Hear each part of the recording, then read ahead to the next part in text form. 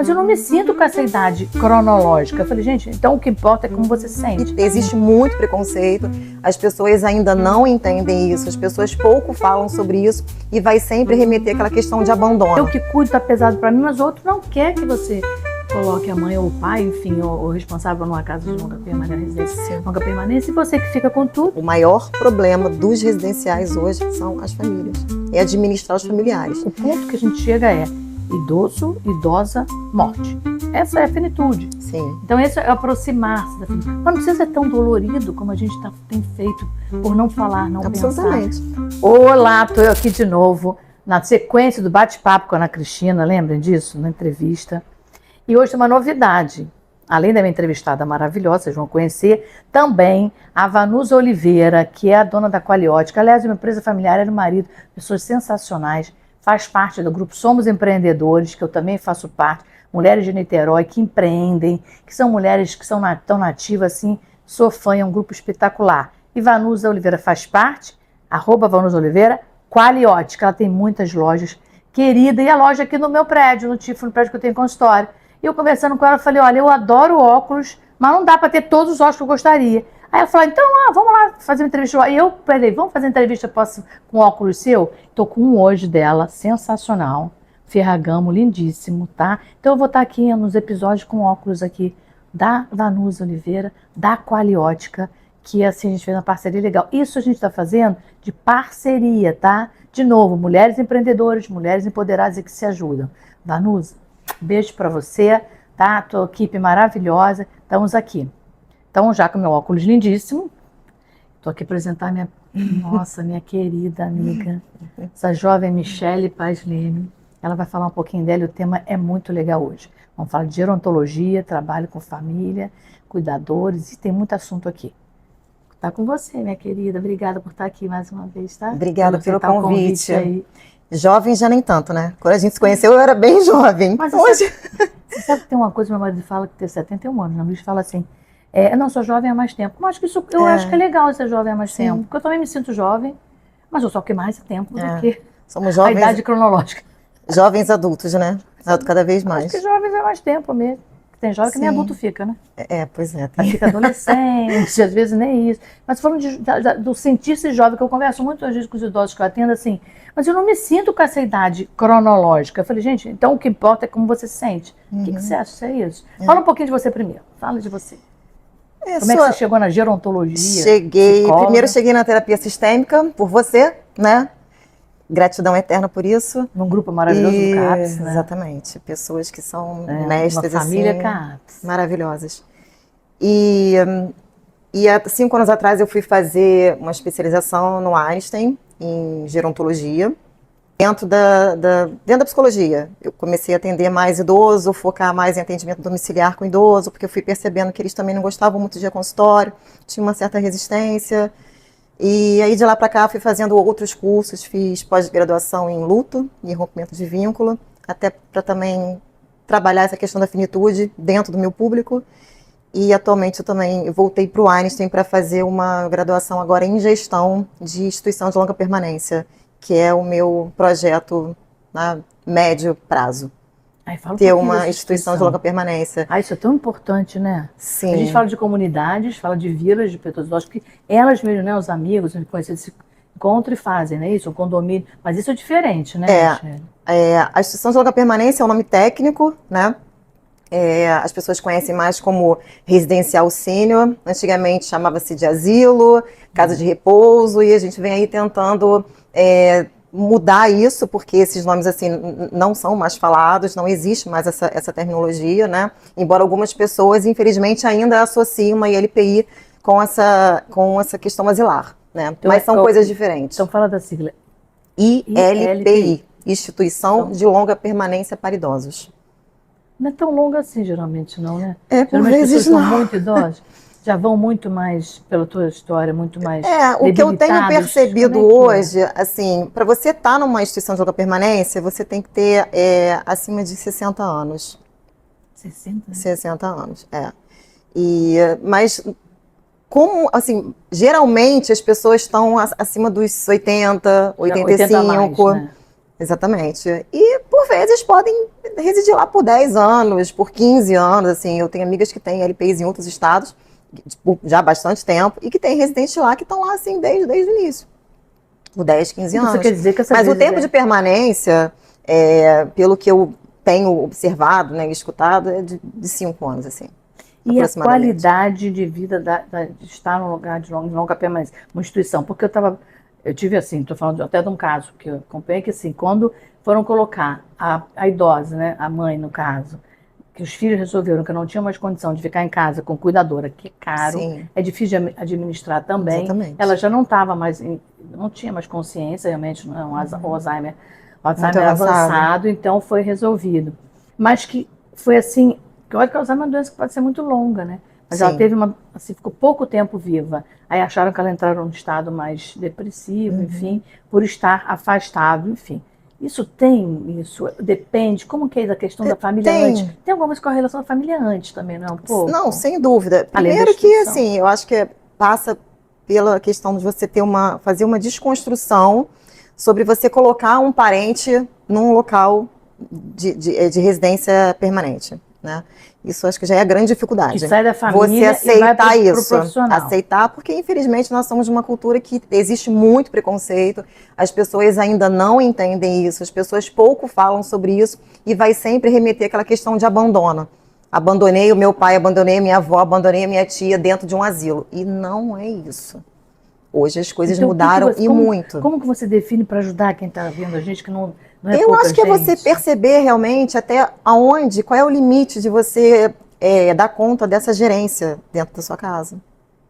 Que por vezes não é fácil, né? Você manter ali uma quantidade de profissionais, o grau de dependência do idoso é um grau 1, grau 2, grau 3, né? Grau 1 geralmente é o idoso que é autônomo, que é funcional e que esse é mais ok, né? As residências de longa permanência têm essas pessoas, geralmente são até pessoas que decidem por conta própria irem viver lá, que isso é ótimo.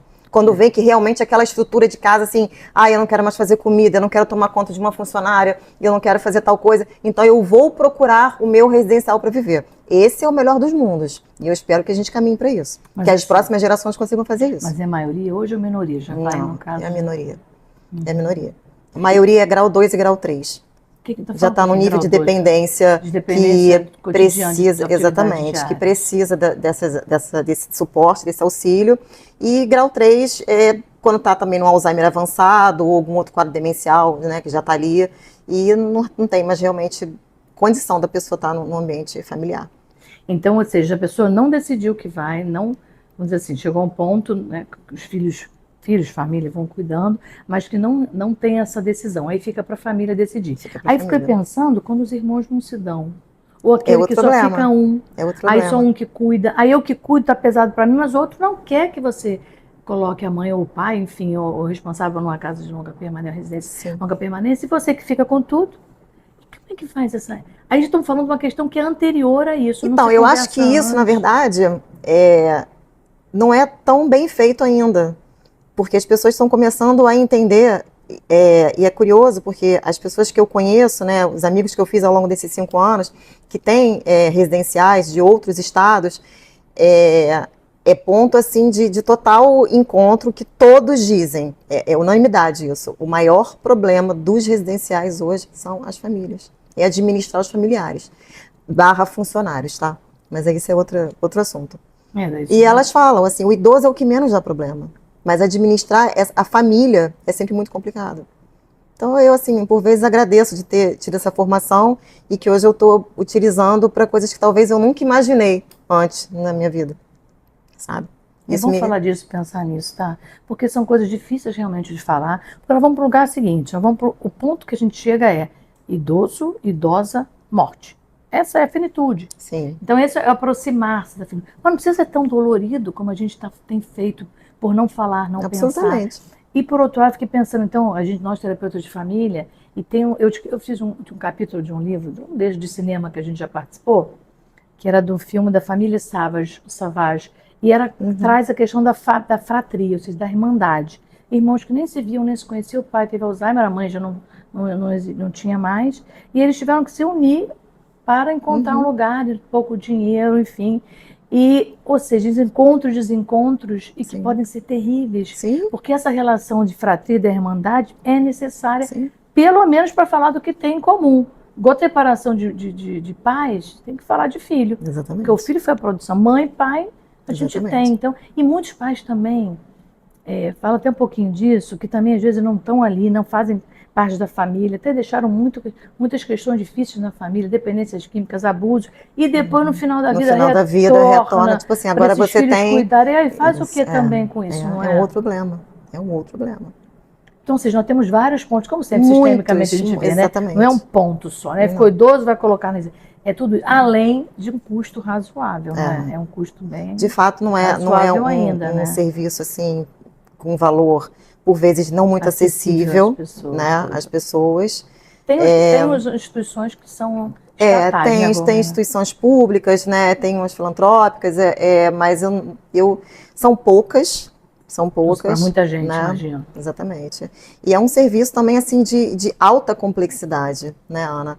De funcionários, de mão de obra, de estrutura, vinculada a milhões de órgãos assim, de vigilância, fiscalizadores, então não é nada simples.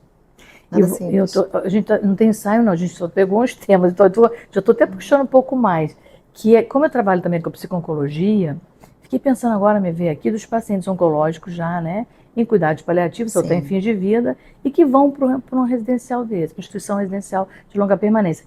Como isso também? Como é que é a tua experiência? Como é que fica também onde tem a doença, porque não dá para ser tratada?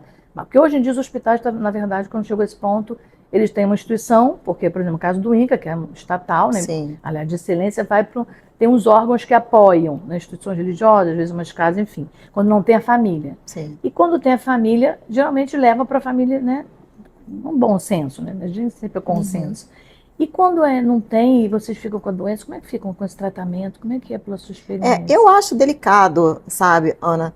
Mas, de fato, existe esse público dentro das ILPIs. Eu acho que isso também passa por uma questão de gestão, de que tipo de público aquele gestor vai dar conta naquele residencial. Né? Então, por exemplo, existem residenciais que só vão trabalhar com grau 2 e 3, alguns só com 3, outros só com 1 e 2, né? Porque também é um ponto importante de ser pensado por conta dessa mistura de público ali. É difícil, às vezes, uma pessoa com grau de dependência 1, né, que tem poucas dificuldades, estar sentado numa mesa com uma pessoa que não consegue comer. Ou com alguém que grita, ou com alguém que está ali fazendo coisas que, né, que de fato vão desagradar. Com os comportamentos. Exatamente. E isso por vezes, pode afetar negativamente as pessoas que estão mais independentes, mas também, por outras vezes, isso é muito interessante, porque eu vejo colegas que já falaram, já trouxeram essa experiência, de que essas pessoas que estão ali mais independentes ajudam essas outras pessoas. Ou seja, tem uma comunidade de apoio, de ajuda mútua, né? Mas eu acho que isso vai depender muito de como aquele idoso como foi a vida dele para ele chegar naquele ponto e querer prestar aquela ajuda. Porque a gente sabe assim que o envelhecimento é o fenômeno mais heterogêneo que existe. Né? Acho que a humanidade é uma heterogênea total. Não, sim, mas o envelhecimento... Pois é, porque tem pessoas que têm toda a bagagem ali de toda uma vida, de uma história, então não dá para, sabe, é delicado. Eu acho que mais uma vez a gente volta para as relações humanas, né? Para o nosso trabalho. Sempre. Família, comunicação e relações humanas. Inclusive a minha área, que eu estou aqui, na verdade, estou num projeto para trabalhar comunicação interrelacional humana, comunicação para a vida. E você vê o que é importante também da instituição, a família, essa construção desse ambiente heterogêneo, com a diversidade, e construir alguma coisa que muda, que faz melhor. Eu acho que essa é a intenção de todo mundo. A instituição também vai ter o espaço, né? De trabalhar as diferenças da aceitação, no sentido não deveria ter. Entendeu? É importante que tenha. Exatamente. Com certeza, exatamente. Eu conheço bem a sua história, sua competência de trabalho. Essa é a ideia. Até para poder ajudar as pessoas nesse processo, que não é fácil, quando você toma a decisão de colocar um parente ali. E mesmo que quando a própria parente, você falou que a própria pessoa pode ir, né? Que é o melhor dos mundos, mas também e por vezes os filhos não aceitam isso, tá? Acontece isso, dos filhos não aceitarem isso. Olha que Será que minhas interessante. filhas vão aceitar? Vou até deixar essa pergunta para elas aqui. Porque se eu também, eu penso, talvez. É bom perguntar, né? vou Como que perguntar. você vê vivendo num lugar E desse, eu né? posso também deixar, como a gente já sabe, as diretivas, né? Antecipadas de vontade. Sim. Se eu vou ser cremada, se eu vou ser enterrada, também vou decidir mais para frente algumas coisas. Entubado ou não entubar. Estubar. Não entuba, porque... Gente, mas eu de repente estiver no processo que eu possa viver, Sim, entuba claro. assim, tira, porque eu acabei de acompanhar agora uma situação na minha família, que foi lá, entubou e salvou. Sim. E depois ficou bem. Então são coisas importantes para pensar também, não pensar só no momento agora, assim, porque tem muita coisa que na hora que chega pertinho, Nossa, um susto, e não é nada disso. Então seriam coisas como assim, vai morrer, todo mundo vai morrer, sabe que eu vou morrer, Michele, vocês também, né? Então como a gente pode deixar menos problema para a família, com os irmãos, até em questão de herança, a gente estava conversando sobre isso também aqui, né? Sim. Questão de heranças. E tem profissionais hoje que trabalham com isso, né, que dão essa orientação. Algumas ILPIs, inclusive, fazem parcerias com esses profissionais, com o pessoal do direito de família, pessoal que ajuda a fazer planejamento financeiro, enfim. Eu acho que tem aquelas práticas colaborativas, que são nossos parceiros da sim, Associação Brasileira de Terapia Familiar. Então, você tem, assim, sim. um advogado, você tem mediador, você tem um psicólogo, terapeuta de família. Então, você constrói, não tem um que defende o outro, vocês constroem essa juntos é a ideia, exatamente. Um caminho, né, exatamente. Que seja bom para bom negócio. Bom negócio é bom para todo mundo, né? Sim. Não vai ser o ideal, mas o que é o que é possível. De bom senso, o que é possível. Muita coisa, então. Eu estou muito feliz de saber que você está nesse projeto, tá? Fui saber hoje, gente, junto com vocês, hoje, eu estou sabendo do projeto da minha querida amiga Michele. E eu acho que a gente vai voltar aqui depois para falar. Sim, para falar do projeto só sobre LPI. Porque eu acho muito importante falar sobre isso. Agora, tem muitas questões que ainda... Eu sei que talvez quem está vendo a gente vai querer fazer, mandar mensagem. Você quer deixar também seu contato, Michele? Michele, como é que pode fazer contato com você também, tá? Você trabalha na clínica também com idoso? Não, hoje eu não tô mais com consultório, já tem mais ou menos uns 2 anos que eu parei com consultório, e eu faço só atendimento online e mais domiciliar. Mas online, só na parte de gerontologia ou tem? Sim, não, só por então, 65 mais, na verdade. Então ainda faltam 2 aninhos para mim, tá? Eu tive que procurar. Aqui é 2 aninhos eu te procuro. Eu queria saber com você, o que você quer falar mais um pouco? Você quer deixar... Nossa, eu ficaria aqui muito tempo.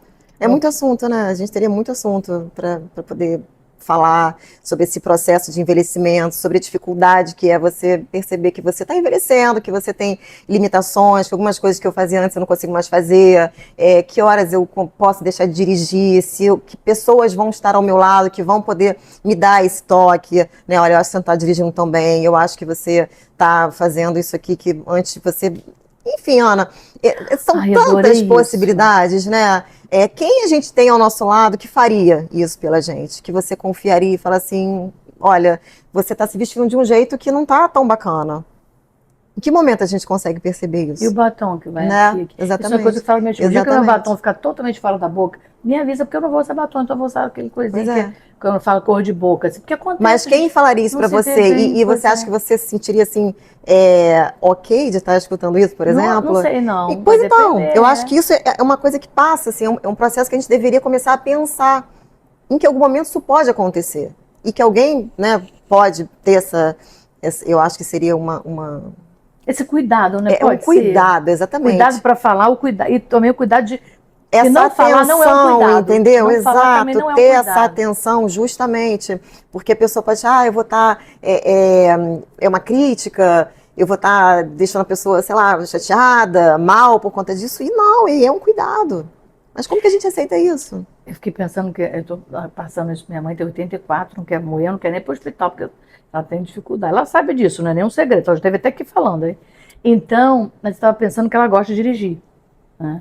E minha irmã que mora lá em Dubai, fica mais antenada do que eu e a outra minha irmã Elga aqui. Que a Elga é até uma das gestoras de Somos Empreendedores, a minha irmã Elga. Que é assim, eu não tem certo e errado, né? Não tem.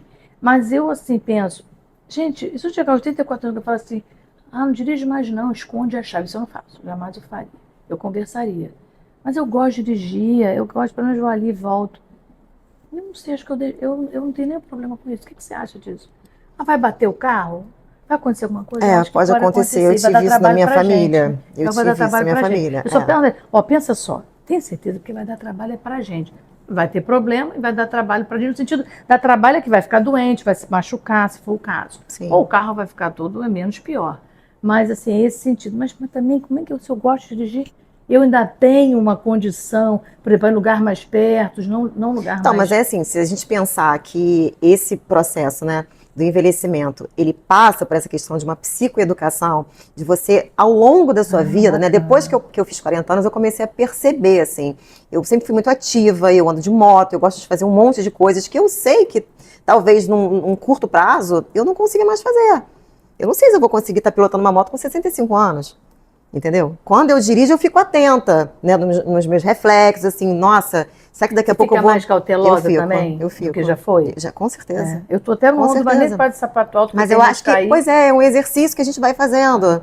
Mas isso tem que tipo, ter de subir numa escada, entendeu? Por que esse negócio tá aqui em cima, não pode ficar aqui embaixo? Quantos idosos sobem numa escada? Exatamente, tem tapete em casa, ou tem, às vezes, uma cama muito alta que não dá mais.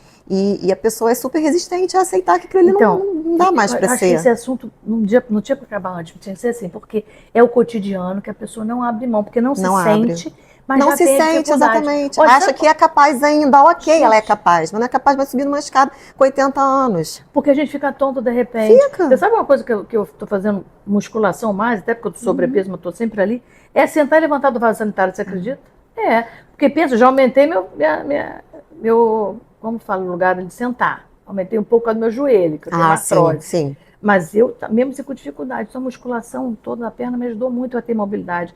Eu não vou subir escada mais como eu subiria, né? Não faço exercícios que eu jogava beach tênis, adorava, mas realmente não deu muito conta, porque eu não fiz musculação antecipadamente. Então, mas você pode adaptar, você pode jogar outras coisas, você pode fazer outras coisas. Mas vai ter que ser, eu ia sem noção, né? Tô indo bem, mas só que quando você esquenta músculo, você não sente dor, depois você fica tudo ruim. Então, só nesse sentido de que, como a gente, para pensar, a gente ter consciência das limitações, porque elas são os grandes perigos. Você sabe, né, que às vezes, mortes, acidentes maiores são em casa mesmo. Queda, exato. Queda. Então, coisa que a gente precisa perceber, gente. Não é uma questão de que eu tô me sentindo velho, não é pra gente pensar isso, é pra pensar assim, eu preciso me cuidar. Cuidado tem a ver com consciência da minha idade, consciência do meu corpo. Por mais que você faça musculação, e tem mesmo pessoas que mantêm um corpo muito mais saudável, por muito tempo, mesmo assim, tem também a senescência para todo mundo. Claro. Né? Então vai ter também as perdas musculares. Mas é pensar como eu quero envelhecer, como eu quero chegar nessa fase da minha vida. E a consciência, não adianta a resistência nesse sentido. Sim. Eu não quero, eu não vou. Não tem, a outra escolha é pior, se você não envelhecer, morre antes, então. A escolha é, ou morro cedo, ou fico o máximo possível com a saúde melhor possível. Porque, na verdade, mesmo a gente fazendo tudo, nem sempre a gente consegue. Né? Não, com certeza. Assim, coisas podem atravessar a nossa vida em algum momento, mas se a gente puder se preparar, é muito melhor, né? Do que gastar dinheiro com farmácia, gastar dinheiro com médico, podendo gastar dinheiro com viagem, né? Com encontro com os amigos. Tem muita opção, já comecei, já ia pegar na viagem, como é que é isso e aquilo, porque hoje... Na questão social, muito, pois é, né? Nesses encontros, essas rodas de conversa. Gente, como é que esse povo que viaja a partir de 80 vai lá para Grécia? Exatamente. Que só sobe e desce, sabe assim? Eu acho assim, corajoso. Corajoso para mim é quem faz com medo ou enfrenta dificuldade. Eu acho interessantíssimo isso. Assim. Mas eu acho que a grande maioria se preparou, não só financeiramente, que também é outro assunto. Um assunto importantíssimo. Como também, exatamente. Não só plano de saúde, previdência de acontecer alguma coisa. Conversar com os filhos, né? Como é que vai, se vai enterrar, se vai cremar, se vai enterrar. E como é isso, que tem custo. Sim. E tem uma geração, eu estou com 63 anos, geração que a gente não teve essa educação nem financeira, nem essa de final de vida. Porque nossos pais não morriam, os pais dos nossos pais morriam cedo, mais cedo, né? Então agora não, a gente tem os pais mais idosos e com condição de vida bacana. Hoje a gente vive, né, esse fenômeno da geração sanduíche, né, que são os filhos, os avós, os nossos filhos, os filhos dos nossos filhos. Não, muitos de nós não tem filho em casa, não saiu de casa, tem os pais para cuidar, ainda tem trabalho que não dá para fazer. Os filhos que têm filhos que estão na casa dos pais, né? Nossa, é muita coisa, né? Confuso. Então eu vou deixar o seguinte, vou deixar aqui aberto, se alguém quiser escrever, botar aí no nosso privado ou para você tem, então dá um e-mail para você. Meu e-mail é meu nome, michele.pasleme, @hotmail, Michele com L só. 2 L's. Vai escrever aqui, tá? Direitinho para vocês aqui, tá? michele.pasleme, @hotmail.com, e o meu contato é 21 991 21 8786. Nossa, ela tá entregando a vida, assim. Então, olha só, fala e pergunta, mas pode perguntar pra gente no canal também. porque a gente também vai fazer contato, vai responder e vamos trazer você de novo. Aí tem meu Instagram, né? Ah, Mas o Instagram é aquele processo ainda de... então é só Instagram que a pessoa não responde rápido, aí fica todo mundo de mal, fica de mal, aí você vai perder seguidor. Então melhor de pensar assim, uma caminho mais fácil. O e-mail e o WhatsApp, tem exatamente. orientação, né, de locais, isso, Sim, né? Também sim. profissionais. Também com certeza você conhece gente Sim, bastante dessa área. sim.